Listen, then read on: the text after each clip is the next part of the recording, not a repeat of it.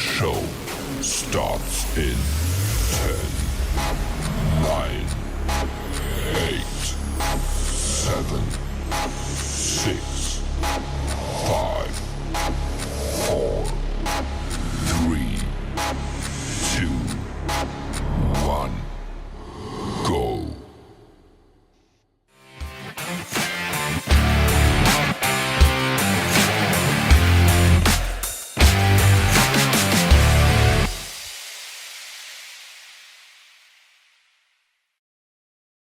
Yeah, is this thing on? I think this thing's on. Welcome, everybody, to another Georgia Archery podcast. I'm your host, Big John Chandler, and this is where we talk about, well, anything and everything to do with archery in the state of Georgia and Georgia archers wherever they may shoot. And if you're listening to this, I have a guest. If you're looking, you can see him in the other panel over there.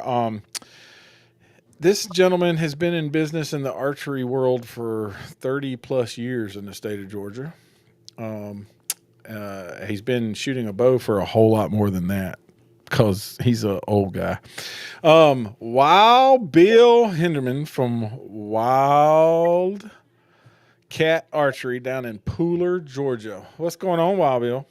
Oh, just having a good, enjoying the life, wanting to get out and get some hunting done. But you know what? I want to get everybody else out in the woods. You know what? And I'll wait until October. I'll wait till it cools down a little bit, and then I'll get out He's there.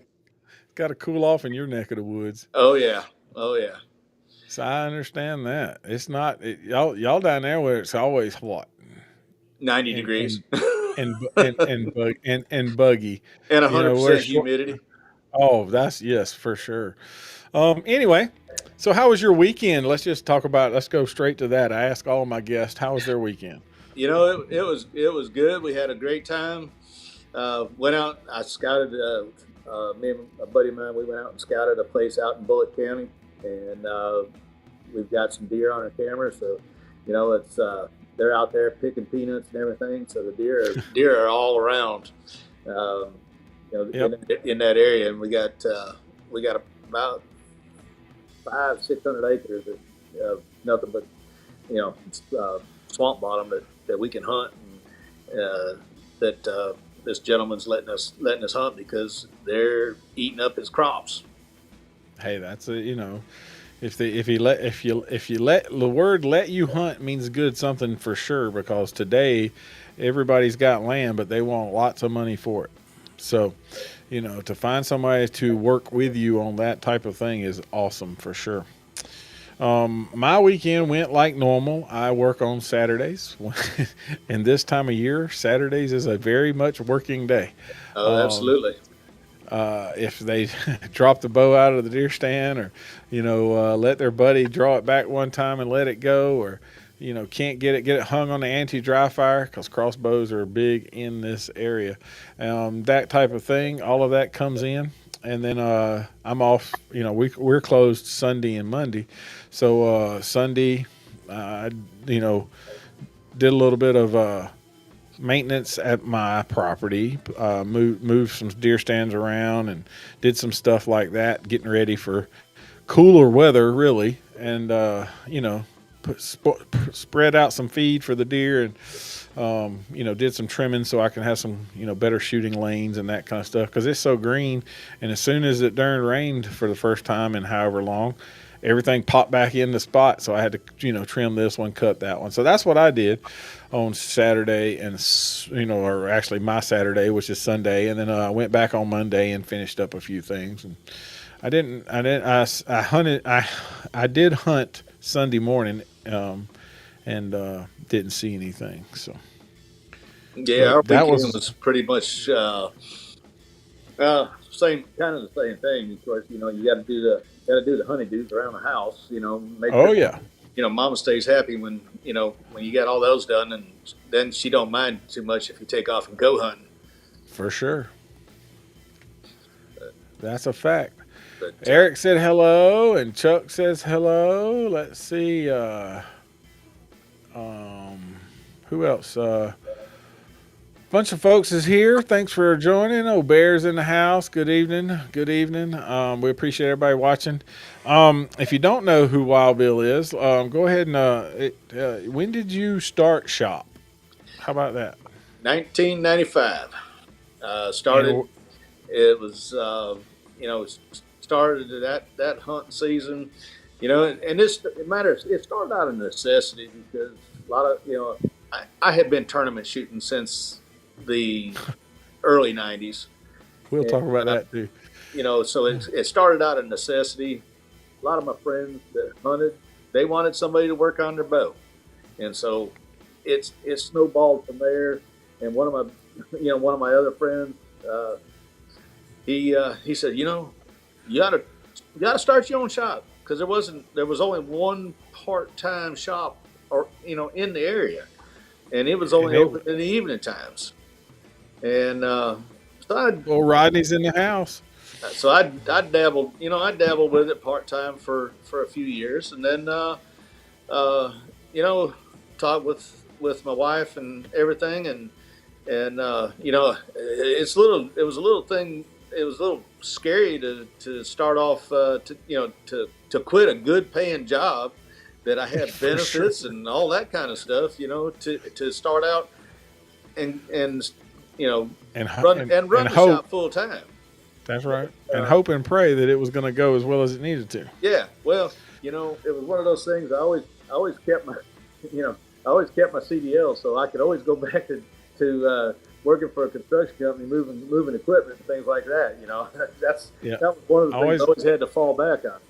always had a backup plan for sure. And that was kind of how that went. And I'll be honest, I have not looked back since. And then let's see, that was in when you opened up Shop.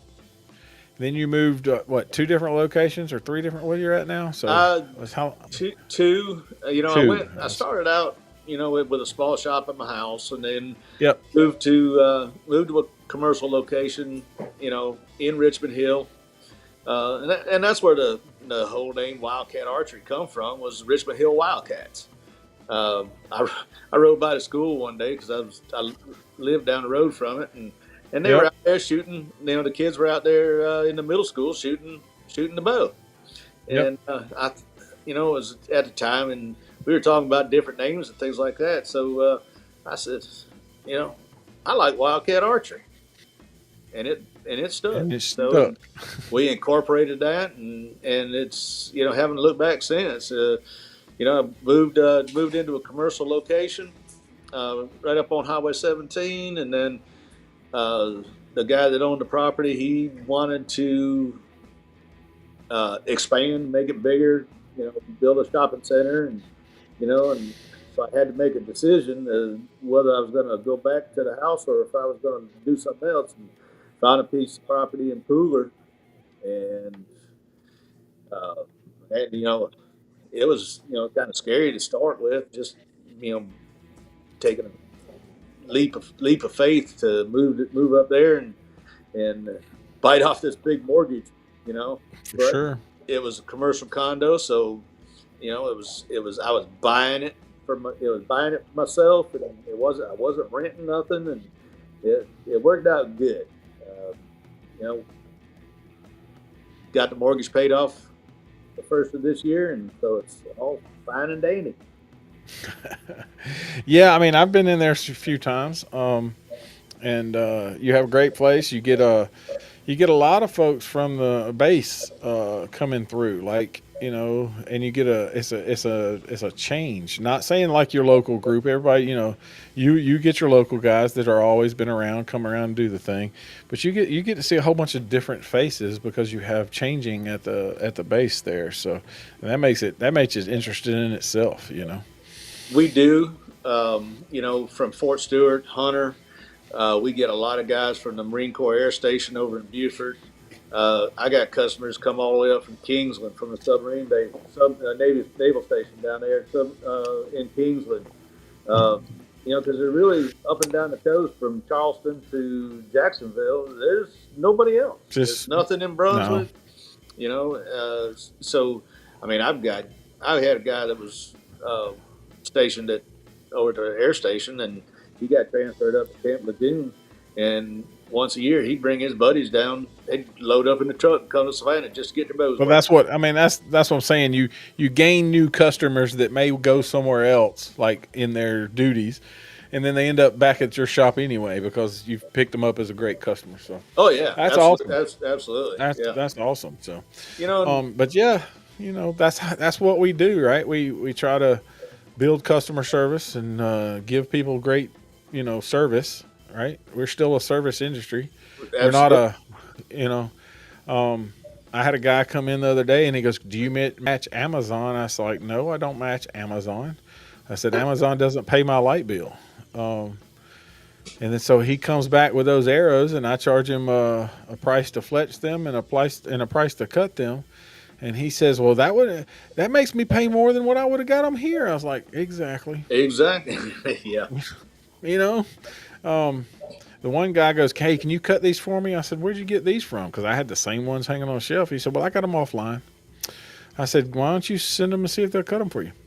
And I happen to know him, and I said, "Well, why don't you just let them cut them for you?" And he goes, "Well, they don't do that." I'm like, "But I have the same arrows here. What was the savings?" Yes. Yeah. And he goes, and he goes, "Well, it was cheaper." I was like, "Okay, now you got to pay me to cut them, glue them, insert them, and you want some field tips." And he said, "Yep." I said, "Da da da da da." He goes, "Well, now I'd have paid more for them than I did." I was like, "Exactly. It's the point. Y'all don't understand. We're not gouging anybody. Our pricing is not your pricing. I mean, we don't do that. No. We are just trying to make a living. And then if you put the service in, that darn bow press costs $700, $800, $900 to buy. Yep. With all the fingers and all the pieces. That string jig cost a whole lot of money and a whole lot of time to run. But people, and then they want it the next day. You can't build it today. Yeah. You can't build it. Why? You can't build it. Why? Wait. You're the 37th that came in today. So that conversation goes on every day at our store. I know. You want it when? Yep. It's you hate to laugh, but that's it's very comical. It is, and we started back in July, because we build our own strings. Yep. And, we started back in July, tears up. And we we started then because we couldn't keep up buying them. You had to start ordering. We've got a fantastic string builder company, Jerry and Margie at Threads. They are, they're fantastic people. Have known them for years. Oh yeah, and they do their absolute best. But when it gets, when we're caught, the week before, we're all caught up. Everything's good. We got two or three bows hanging there waiting, and then after opening weekend, we've got 20 hanging 20, there, 25. That's right. broken, and that's the guy who opened his bow after opening weekend because he forgot the date. It is, it's always been the second weekend in September forever. But all of a sudden he forgot and he goes, "Man, I put my bow up last year knowing I needed to get strings on it. And I got to go hunting this weekend." I'm like, "Well, I can get you a brand new set of strings today." And he's like, "Really?" I was like, "For sure. But you got to buy the bow that it's hooked to." There and you go. I just point to the wall. And he goes, "What do you mean?" I said, "That's the only way you're going to get strings today is to buy the bow that it's hooked to." Yeah. And there's been a few times and it's worked. Guys go, "All right, sell me a new bow." And then there's other times that they'll be like, "Oh, I'll just wait on the strings." So, or do you think this thing will last until I just got this one deer on camera that I need to, we're just going to go there. It's hilarious of what me and you and other archery shops across the state could put together this phone call list that of stupid stuff. The best of phone calls. Oh my God. Look, it could run. We could make a series out of it because it would take 2 months of filming and talking about it to get every excuse that we've heard or, that type of thing. But So, in archery news, besides us working our butts off, I'm glad that your shop's busy. I'm glad that you're making money. I hear some other places are not. There's pockets that are doing well, and then there's pockets that are not doing so well, which, it's ups and downs. It's the way it is. But in some archery news this week, Escalade Sports now owns Black Eagle and Bee Stinger. No, Gold Tip. Gold Tip and Bee Stinger. Gold Tip and Bee Stinger. Gold Tip. I don't think Randy. I don't think Randy wants to sell out Black Eagle yet. Randy ain't going nowhere yet. You're right.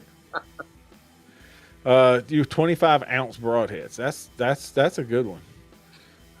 25-ounce broadheads. Look at this. This is what Chuck said he was asked. I'm gonna post it up so you can see. Had a guy ask about some 25-ounce broadheads. And he needs 100 grains. That's what he needed. Yeah. So, but no, Gold Tip Bee Stinger, now owned by Escalade Sports. What say you? I think it's going to be a great thing for Gold Tip and Bee Stinger to have the people of Escalade, because Escalade is not just bear archery, Coast Ridge, Cajun. It's not just that. They have a huge portfolio of outdoor sporting equipment. For and sure. I think that I think it's going to be a very good thing for Bee Stinger and Gold Tip, who have been struggling over the past few years in market share. Yes. If they can get get some of their foot in bag, it's going to be a great combination. Yeah, I feel the same way. Escalade Sports owns. I think they're the number one table tennis company builder, and they make basketball golds and everything else there is in the sports world. So it's not like it's a company that's just an archery company. So they have a lot of backing in other places that are always, if one sport's not playing, the other is. Right. And so I do believe, I feel the same way. I did see that John did an interview with Bow Junkie. So I haven't listened to it yet, so I'd like to hear what he had to say. I do know Tim is going with the company. He's now going to be with Escalade. So yeah, I saw that. See that. That's Tim. That's a smart move for Escalade. That would be one of the dumbest things they ever did. Is to get rid of Tim as far as that's concerned, because Tim has moved that product along when that product really wasn't moving. Does that make sense? And so. You're right, and Tim, he's just very knowledgeable about archery in general. He has the time to tinker and play with stuff, and then he sits there and he shows you what he's doing as he's doing it. And why it should work or shouldn't work. Why exactly? And then that's a I thought it was a mistake that his last company let him go, because I think him and Paige Pierce were just phenomenal at for sure internet and the doing the videos and explaining how they get to the point of tuning their bows and things like that. I just thought that was a big mistake.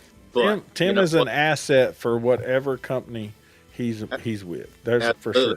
And Matthews was, they were real quick to snap him up. I don't think they'll ever, they won't ever regret that.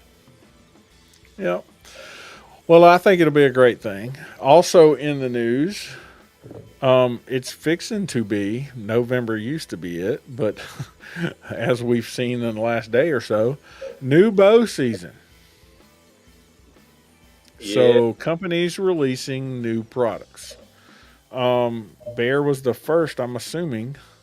If I don't know of anybody else that jumped one. I know some stuff that came out in the middle of the season, but it really wasn't a 2026 product launch. where Bear just did their 2026 product launch in the last 2 days. So, Yeah, um, their Bears always been early. Um, yeah, they've always been early, but this October 1st, I think it was the 15th one last time. but I mean, heck, there was times when PSE launched it in September. Uh, but they'll launch a few bows, and I've seen that. There's another Elite is another one. They've launched a few bows, and they're going to do it. They're going to do a rollout, and they're going to launch a bow each month, all the way up Yep. to the ATA show in January. Yep. And you know, being in this business as long as we have, uh, the companies, they know the indoor season starts in December and January. You got Yep. some of your first big tournaments. Then, and so to me, these companies need to look at getting their target bows out, and not so much concentrating on the hunting bow side until after they get these new target bows out. And You preaching to the choir, brother. yeah, but they want to make that fourth quarter look real good. So That's exactly what it was. they're getting all these pre-orders and programmed orders, on the books, and Yep. and they're not getting the target bows out, and people are having to wait 6-8 weeks. Well, now they're up to crunch time when they're getting their bow, and they want to be able to have it tuned and ready to go to whether it's Vegas, Lancaster. This year The Rumble was the freaking Rushmore second Rumble week. is going to be at It's now ATA in January. ATA, 100%. So they all want to. Everybody wants to have these target bows right off the bat. So I think that the industry needs to pay attention to that. I like seeing the new target bow launched at the last major event of the year. I think Elite did the right thing by launching their target bow at the ASA Classic, because it gave people time to get the order in, get the bow in, and now they've got that bow ready. Other companies that launch it in November, then you said the crunch time, I may not be headed to the Rumble with the new bow because I ain't had time to be behind it. I'm still shooting my old bow. Yeah. And on the other side, I think there should not be a hunting season still running when all the new hunting bows run out. I agree. Let us dealers sell through our stuff. Yeah, and but as well as I do, as soon as they launch a new hunting bow, the old one is just dead. Just for instance, yesterday I had a customer come in. Bear had just launched their stuff, and he's looking for the new Alaskan Pro. Yep. So, we got an Alaskan hanging there. I got Alaskan XTs hanging there, and yep. But they want the new Alaskan Pro. Yep. And so I got on the phone with my rep, and I ordered 6 of them last night. Yep. Just to have them, so I'll have them hopefully through Christmas and see how they go. But when the rest of the companies are waiting until November to do their launches, Bear's one step ahead. They're already selling bows. From rumor has it, PSE will launch in the next week or so. Prime will launch in the next week or so. Elite is doing that.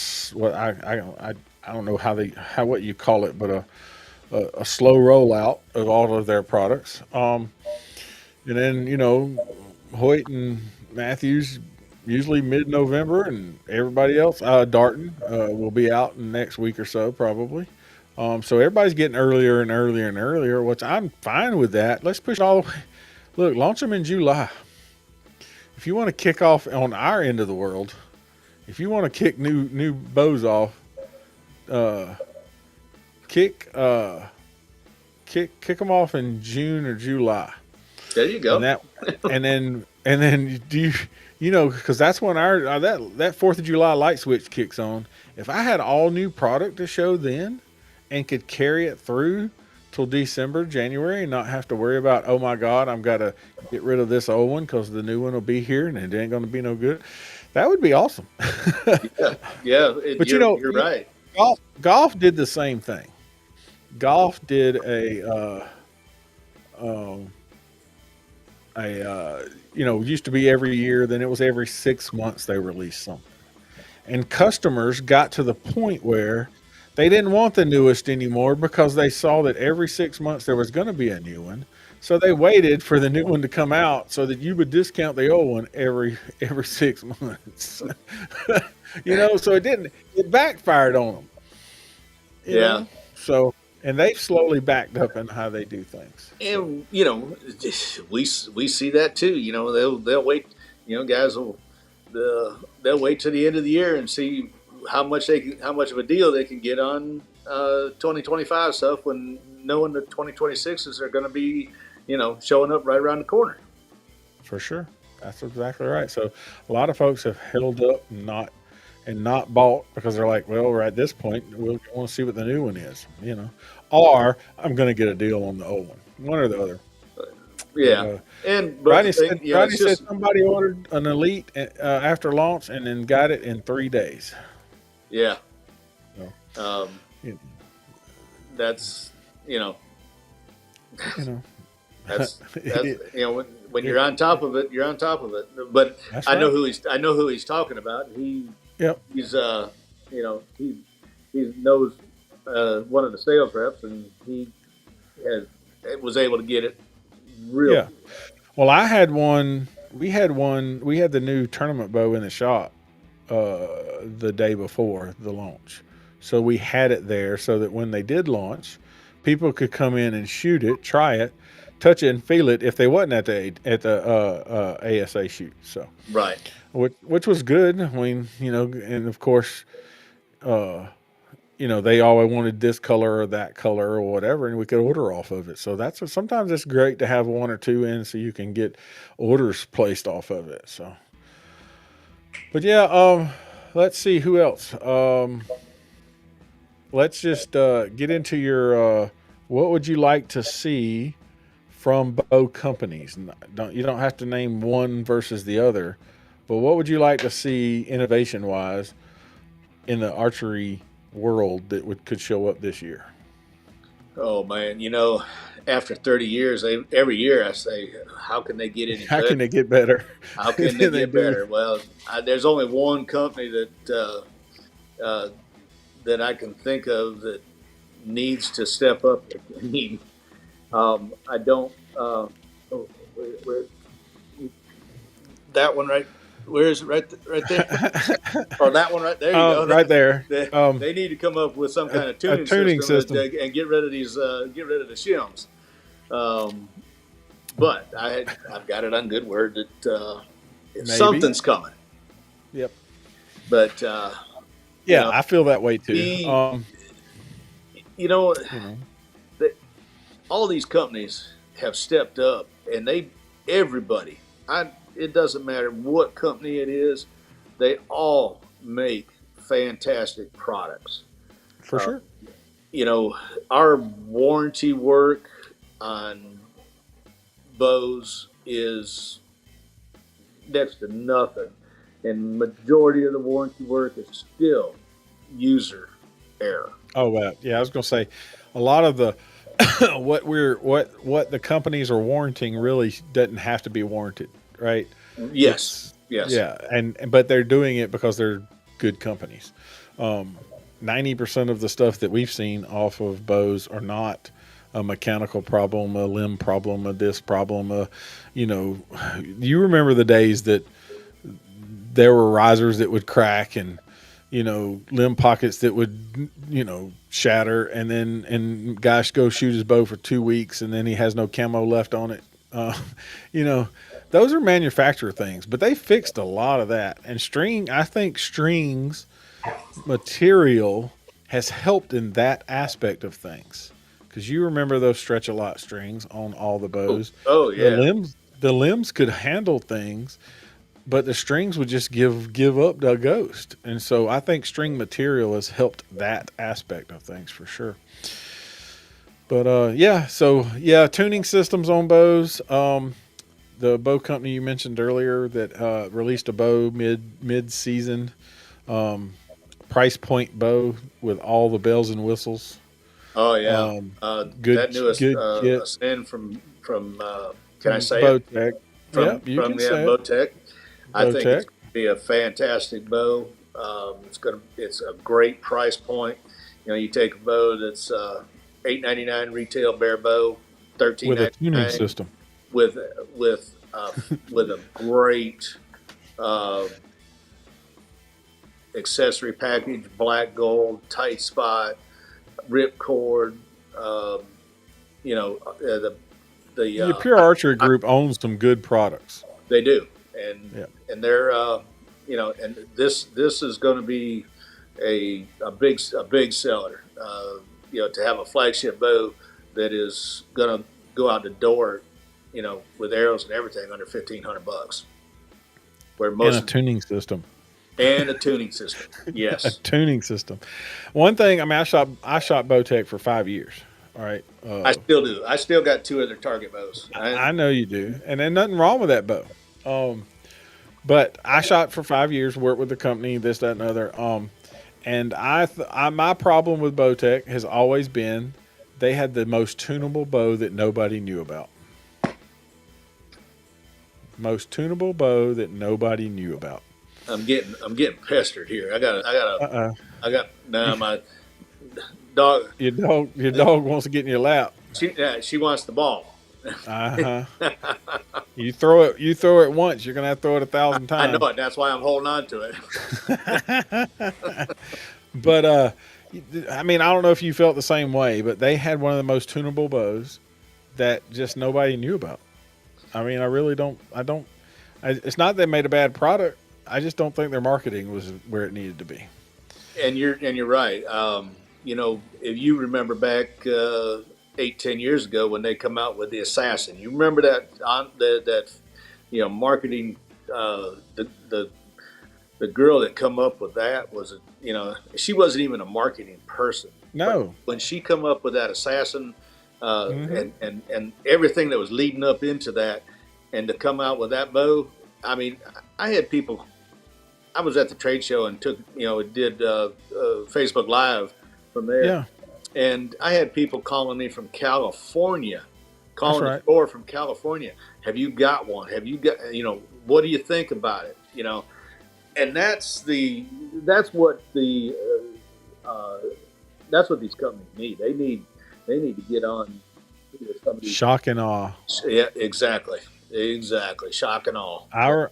We said at the launch and the monster, right? When it shook that darn cage for 4 days and nobody knew what was underneath the covers. You remember that? Yeah, And then the Orange County Choppers comes out with a big motorcycle. I mean, it was a big deal yep, to launch bows. Now it's like, and I understand the internet it's a different monster, right? Because now it's instant, right?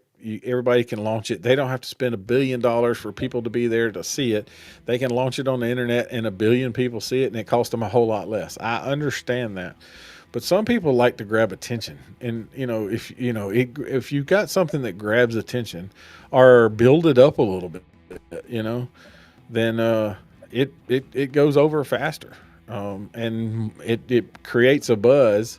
As long as you can deliver, that's the other side of it. We were talking about other companies that get behind on orders, and you launch a product, but you can't get it for 4 months because they launched it and it was so good that uh, you know 10 weeks later we're still waiting on product. yes, The and buzz is over, right? So yeah, you got to and be able to two sides of that. You got to be able to build the buzz, and then you got to be able to produce it. So yeah, And you take, these companies that that do that, and they launch their stuff, and then, they get the orders, and pretty soon they're so far behind that you're waiting.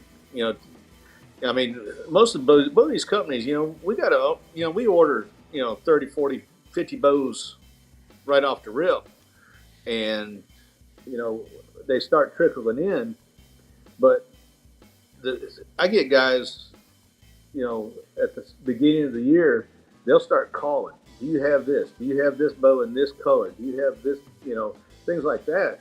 And whatever the newest, hottest color is, or whatever the bow is, you know, they're calling every dealer in. Whoever's got it is getting it. And whoever's got it, they will drive hours to go get it. And I worked on two bows. Some customers of ours who called us when it launched and said, "Hey, do you have it?" I'm like, "Nope, it's coming, but I don't have it yet." "Well, I want these colors." I was like, "Well, we can order them and make sure it's in our list, that kind of stuff, and we can get it, make sure it's coming." And got on an airplane, flew to another state, and got one or two. It's actually two bows. Come back with them in the box and said, "All right, now I want you to set it up." And, I hate it because, that's a sellout. We lose. But I also, it just has to do with who wears the big britches sometimes.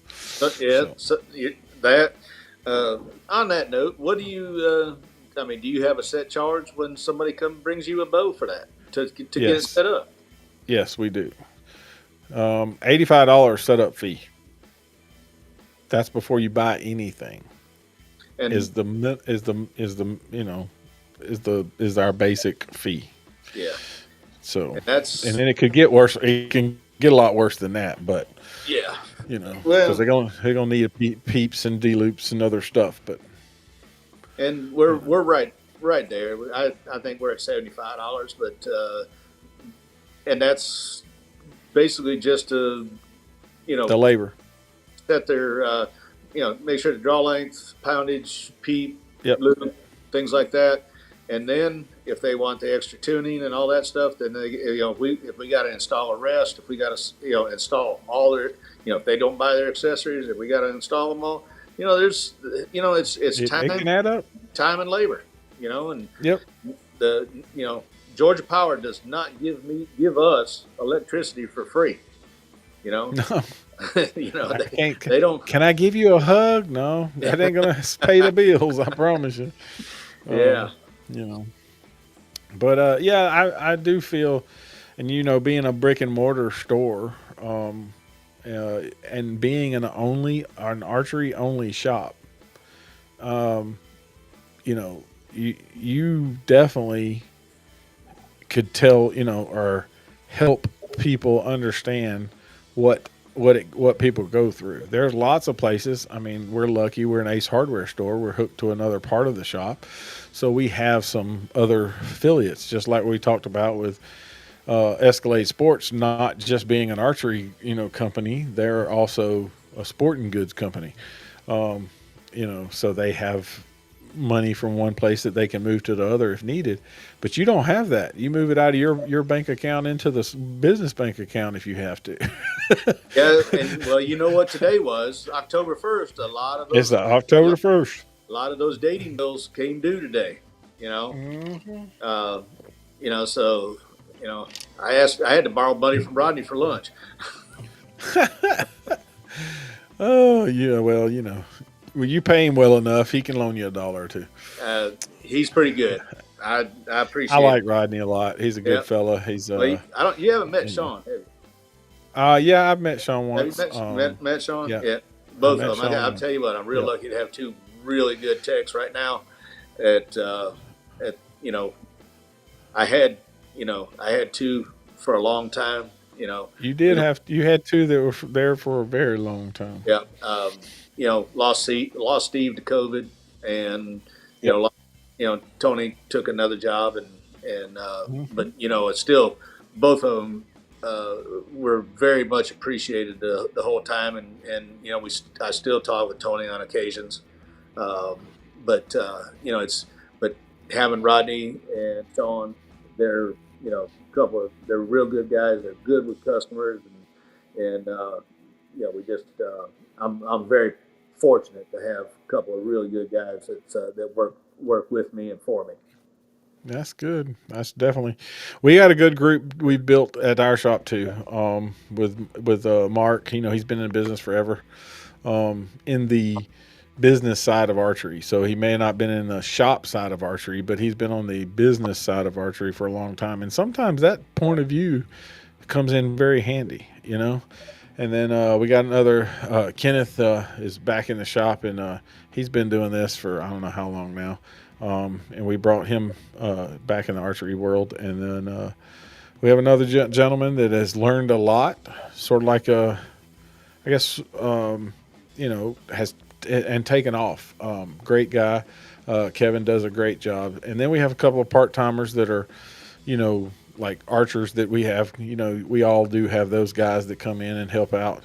And we call them pro staffers. Well, we got some pro staffers too. But we do have a couple of part time that we do pay on payroll. So Gabriella, she's a fletching machine. I've got one of those too. Oh my gosh, Audrey, she comes in on Saturdays, and yep. I can't keep enough shafts in front of her. She we had to grease the bearings on our Bitzenberger wheel. Since she's coming in, she's been coming in, and she keeps that thing going. Yep. I mean, she'll do 5-6 dozen arrows in a matter of a couple of hours. That's right. And then we have Chris that comes in, and he works from he has a day job, and he comes in the afternoon when it's our busy part. That's like you said, you could sit there and you get busy when you first open because everybody's waiting for you to open, and then there's a little lull somewhere in there lots of times, and then about an hour 30 minutes before you close, everybody comes in and wants to get in your boat. So, yeah. They just but part of it's because what time you close and what time people get off work and that type of thing, so that all makes things so keeping to college hours, everybody wants, can't be there 24/7. I mean, if you could, you just end up wearing yourself out. It'd be a good way to die quickly. Yeah, exactly. There's no doubt. I mean, you've been in this business long enough, and you spent them long nights working on stuff when it was just you, and then when you got a couple of guys, you sort of, and then it's one of those. It's like you gotta let them have a little bit of lead, but yet you still want to make sure that it's all done right because it's just been yours for so long. So it takes a little bit, but I think archery shops in a whole are that do good work and do great things. Get good customer service. I mean, that's the biggest thing people don't understand is the customer service side of things. Is you just got to treat the customer well. I mean, don't act like you know more than they do. Fill out what they want. Let them shoot all the bows. Try what they want to try. Tell them the goods and bads of every one of them and let them make their choice. And just be there for them, I think we do a real good job at that. We keep, a couple of each bow manufacturers in the shooting range, and we use them for demos. That way, we're not right. Grabbing one off the rack just to use as a demo bow, and then turn around and sell it. So that I keep a long and a short, a 29 and a 33, and that's right.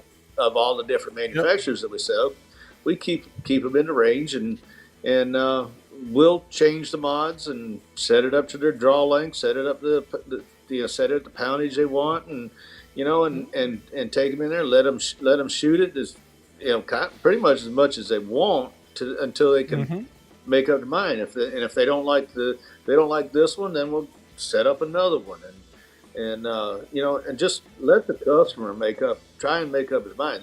There's some guys that you can't you can't really, they can't make up their mind. Oh yeah, and you have to help. You have to help them You with it. got to help them. You got to help them make up their Yep, mind. And that's right. and then some of the guys they don't never make up their mind. I sometimes wonder how they put their socks on in the morning.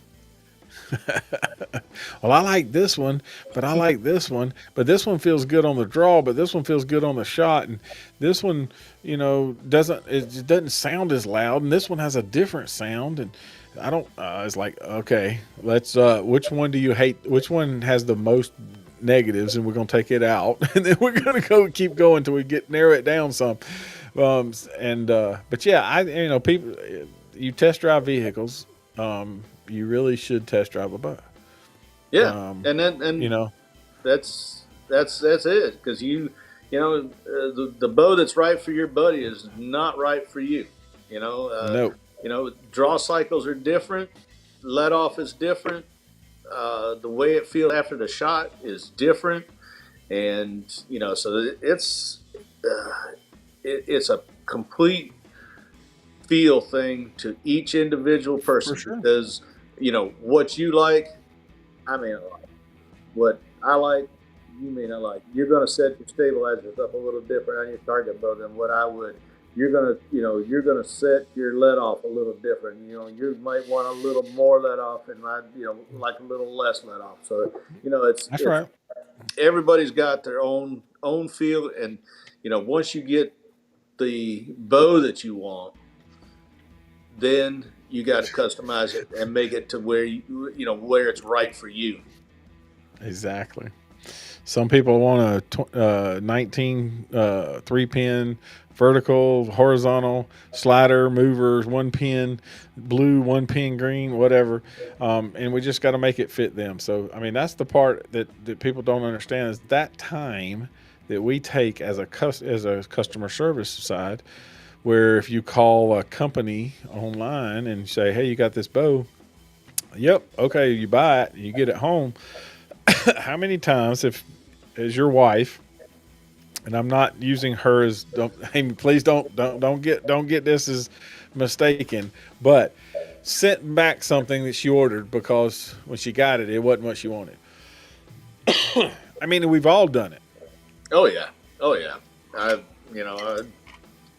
can't tell you how many times that I've sent back stuff because once it got here, it wasn't as advertised. Exactly. That's a fact. I mean, it's happened for everybody. So that's one thing, that going into a shop and touching and feeling is something that, and the shops are closing. I mean, as well as I do that there's less shops than there used to be. Oh yeah. And it's, the ones that are doing well are usually the ones that are doing the best customer service. Yes, you can't please everybody, but we try our best to do what we can do. So, but let's move on to something a little different, because we've just been talking shop for too long. But me and you've talked shop forever. Archery. You competed. Did you not compete in the first ASA when it was before I did. ASA? Yep, I still have my ASA number from when it was the outdoor trail, number 257. What old Wayne Pearson? Wayne Pearson, yep. That's right. When he told us that we had to wear collared shirts. Yeah, he was because we wasn't going to look like a bunch of we wasn't going to look like a bunch of rednecks sitting on the video. Yeah. I remember those days. That was hilarious. I know you saw the picture Scott posted the other day from the first year in Gainesville. From Gainesville. Yep. And you were that shoot. I was. And I thought about it because everybody looks so much younger. I don't understand. Yeah. Well. But competition archery in a general has grown in a lot of ways and stayed the same in a lot of ways. Right? Yes. So we judged yardage. What's a rangefinder? Yeah. You remember those days, right? And rangefinders, Yeah. holding your finger out there and which knuckle, That's right. That's right. How big did it line up? Yep. And I remember those. Travis still has one. I don't have one, but I remember those rangefinders that looked like a 110 camera. There's gonna be Kodak a camera, whole lot of there's gonna be a whole lot of millennials that say, "What's a 110 camera?" But it was that elongated whatever, and you'd roll that wheel until the two lines would line up, and it would tell you what it was. Yep. It's it's come a long way in technology wise, right? If Randy Elmer had the equipment that we have today, how much better of an archer score wise could he have been? I think that he would have been he'd been Levi Morgan before his time. Terry Ragsdale had the equipment today that he to shoot back then. Oh my God! Yeah, people don't understand those guys. They paved the way for what we got. They did, and some of those guys that and we've had a lot of fantastic shooters come out of Georgia, and for sure, 100%. Do you remember the Nobles? Yes, they were out of Middle Georgia. Those guys, boy, they could shoot. They were shooting them PSE Mach 6s and back in the day. Those guys. What was the other guy that he was out of North Carolina? Johnny. I don't know. I think he started barefoot archery, anyways. But those guys. Yeah. I mean, when they were doing this, and everybody was judging yardage, and we took time to practice. It wasn't just a matter of hitting a dot at 50 yards. We had to hit that dot, and not knowing how far it was. You had to judge it. You had to, be within a yard or two on your estimation, and it just you definitely had to be within because your bow wasn't doing 290 feet per second. Your aluminum arrow with your 7-inch overdraw was not going 280 feet per second. That's what everybody. Today's people go, man, 280 feet. It's almost hard to make a bow get that slow today. Yeah, it's and God only knows how many aluminum arrows Easton has scattered through the woods down here in South Georgia. 2312s forever. That's a fact. But yeah, that's the tournament. Tournament archery is it's not the only thing we talk about, but I always want to bring it up because that's where most of us cut our teeth, right? Was some type of tournament archery.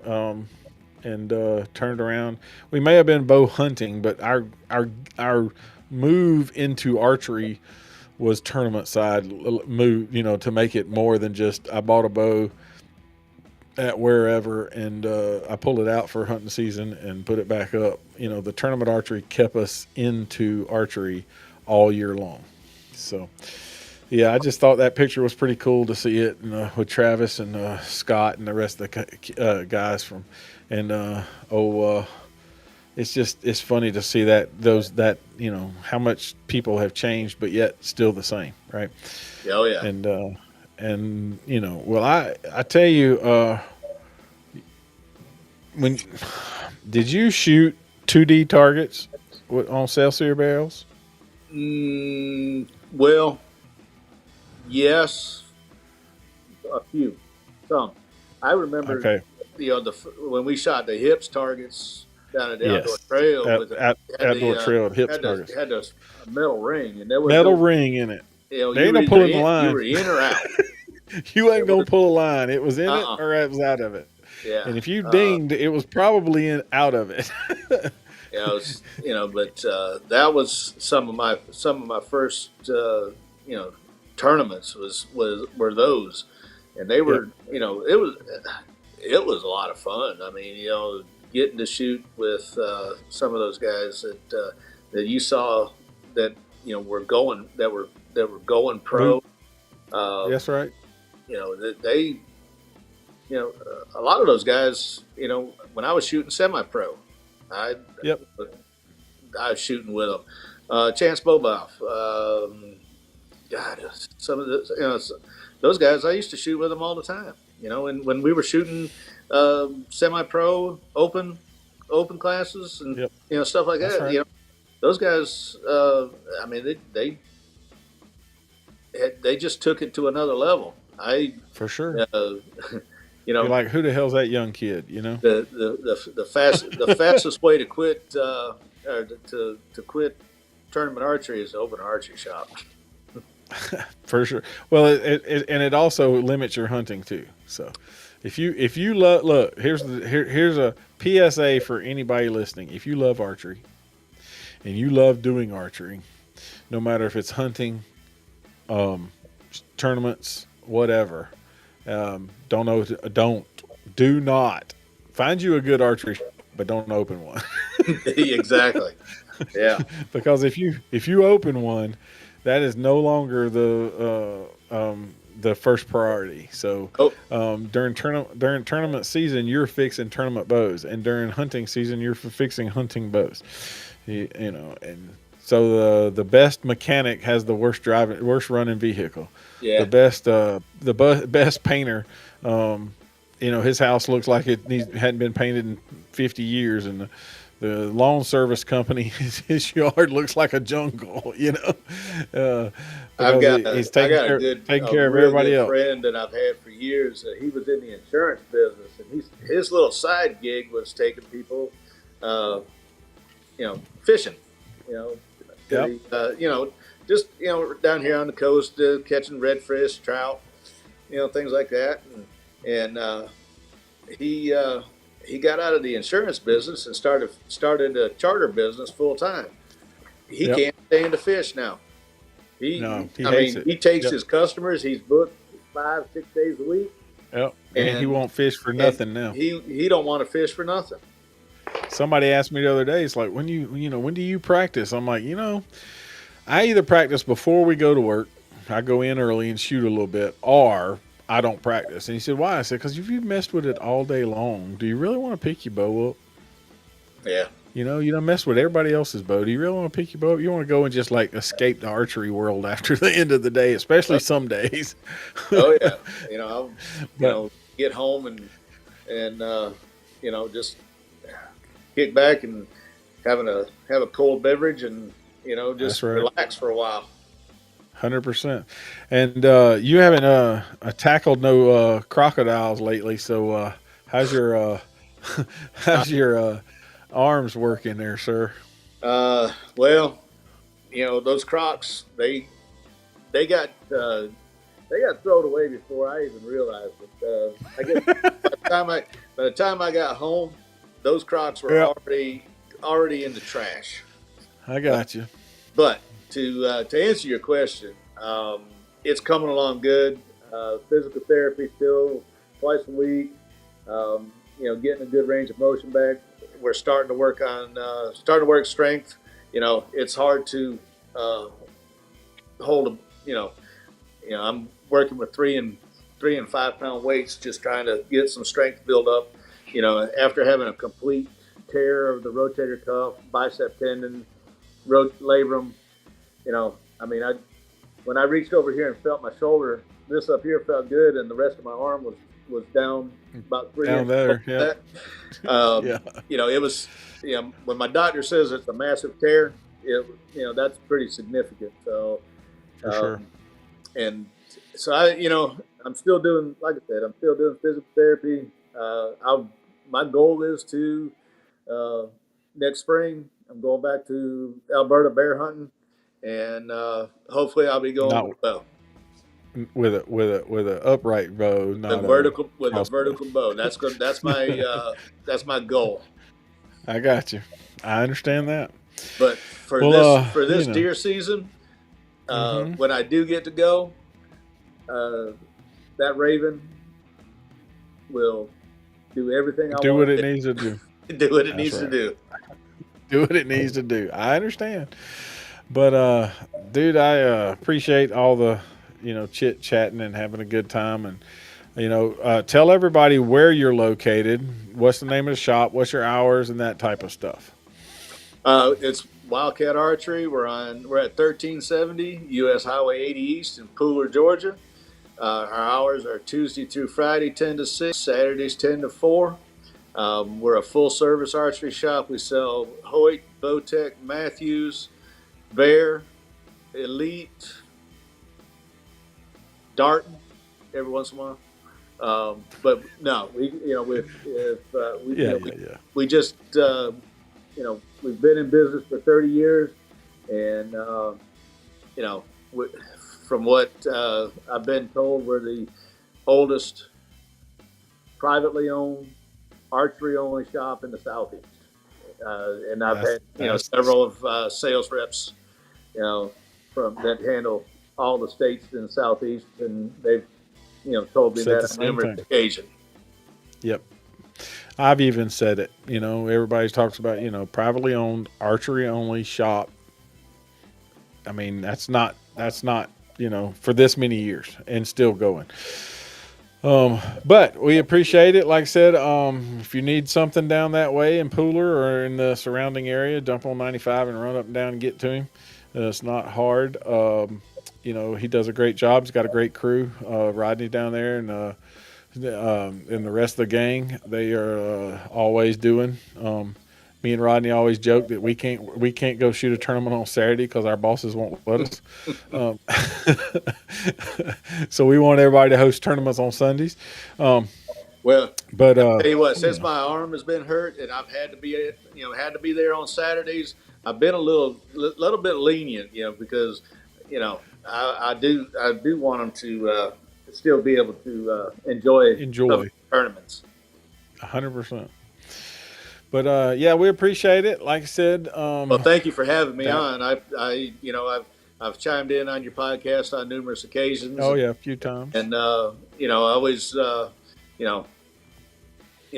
like to always want the best for the archery community, and tournament archery hunters and things like that. Yeah, I just want to make the business and grow the sport. Better, grow the business, grow archery, and things like that. That's what it's all about. And another thing, we've been working real close with the Effingham County 4-H. We've got a real big 4-H crew. Aaron over there and Regis do a phenomenal job with all the kids, and we've been sponsoring them for the last couple of years. Definitely want to give a shout out to those guys, and all the kids that practice real hard to shoot the bows through the 4-H program. Mm-hmm. Well, look, I'm going to click this on. If you know and you're listening to this, you can't see the graphic, but the graphic is, you can find us on all of social media. We're on Instagram, TikToks, X, Snapchats, YouTube, and Facebook. Please like, comment, and share and subscribe on all of those platforms. If you're listening to this, you're probably listening to it on one of your favorite podcast apps. Some of our biggest ones are Apple and Spotify and Google. So now it's called YouTube Music. So please like, follow, share, and subscribe on all of our platforms. It does help. If you are listening to this, make a comment so that, tell me what we need to do and how we did. And, if you didn't get to see it, you can say, Wild Bill needs to grow some hair, but he ain't had none in a long time. So why would he start now? But if you heard things right now, we ain't really have nothing on the date on the calendar except the TSO is October the 18th and a couple other things. S3DA just released their full shoot schedule for the year, and all of those things are on our calendar. You can find it on the website www.georgiaarchery.com. Click the calendar page and see all of the shoots that are going on, where they're going on, and how they're going on. And usually I have the location with an address and a map so you can click it and find it. If there's something you want us to talk about on the show, please send us email info@georgiaarchery.com and we'll answer you. And then, the biggest things, we want to grow the sport of archery, and that's what we want to do. So I appreciate it, Bill. Like I said, you're on that end of the country. We've been knowing each other for a while, and we chit chat about our, business, and that's all we really did tonight. But I wanted everybody to know I'm trying to hit everybody. I mean, this is Georgia Archery, right? We're trying to grow the sport across the state. Absolutely. So, and one thing I do want to say too is, guys, get out and support your local archery clubs. They're out there. They're not doing it for money. They're not doing it for the money. They're doing it because they love archery. If they were doing it for the money, they wouldn't be in business, because there is no money. There's no money in an archery club. There's no doubt about it. We do it for the love of the thing. And all of your local clubs, please go out if they're an NFAA, ASA, S3DA, whatever. Go out and support them. See what you can do to help to keep them around, because if you don't help them and they don't have people show up, they're not going to be around much longer. I will say that Gainesville Archery is hosting the ASA State Championship. And so I posted that information out. So those are things that you can put on your calendar, and that's on the calendar now so that you can find it. That's all it's really. I don't know if you've been to Gainesville in a long time, but that's almost the same property that ASA used to be on when we was in Gainesville, Georgia. So up at the horse arena. Yeah, it's right on. Arena up there? Right close to that. Yes, sir. It is. So, but yeah, we appreciate it, Bill. Thank you, John. I appreciate it myself, and it's been fun for the last hour. Yeah. Well, take someone, teach them how to shoot a bow. It will last them a lifetime.